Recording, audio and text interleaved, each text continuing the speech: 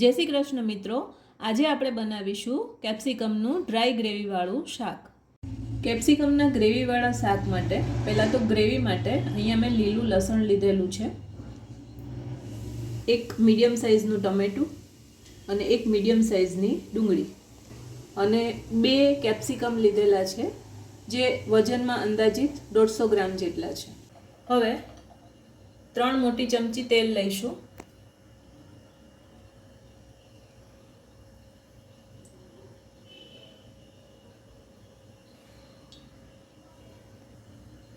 વઘાર માટે અડધી ચમચી રાઈ, 5 ચમચી જીરું, ચપટી હિંગ,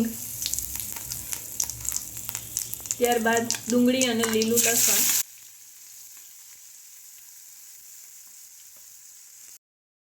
બંને આપણે સાંતળીશું. આ રીતે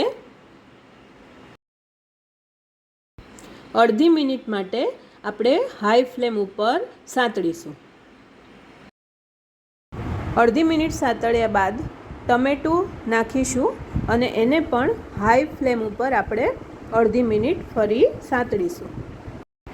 હવે આપણી ડ્રાય ગ્રેવી તૈયાર છે, તો હવે આપણે મસાલા કરીશું. હવે મસાલામાં આપણે પોણી ચમચી હળદર, અડધી ચમચી લાલ મરચું, અડધી ચમચી ધાણા જીરું, 1 ચપટી ગરમ મસાલો, બધો મસાલો નાખ્યા બાદ આપણે ફરીથી બધું હલાવીશું. બધું હલાવ્યા બાદ હવે આપણે કેપ્સિકમ નાખીશું. ત્યારબાદ હલાવીને લો ફ્લેમ ઉપર 3 થી 4 મિનિટ માટે બધું કૂક થવા દઈશું. વચ્ચે વચ્ચે આપણે શાકને હલાવતા રહીશું. મિત્રો, આ રીતે શાક બનાવશો તો ખૂબ જ ટેસ્ટી બનશે અને જેને કેપ્સિકમનું શાક નહીં ભાવતું હોય એને પણ ખૂબ જ ભાવશે.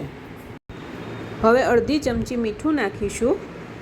ત્યારબાદ હલાવી અને ઢાંકી અને કૂક થવા દઈશું. ટોટલ 5 મિનિટમાં આપણું શાક તૈયાર થઈ જશે.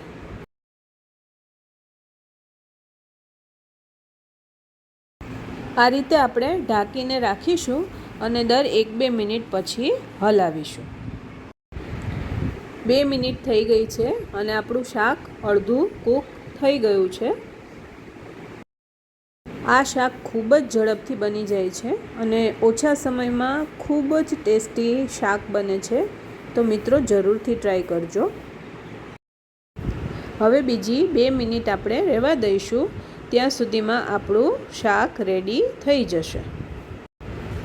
હવે આ સ્ટેજ ઉપર થોડી કસૂરી મેથી હું 2 હાથ વચ્ચે દબાવી અને ભૂકો કરી અને નાખું છું.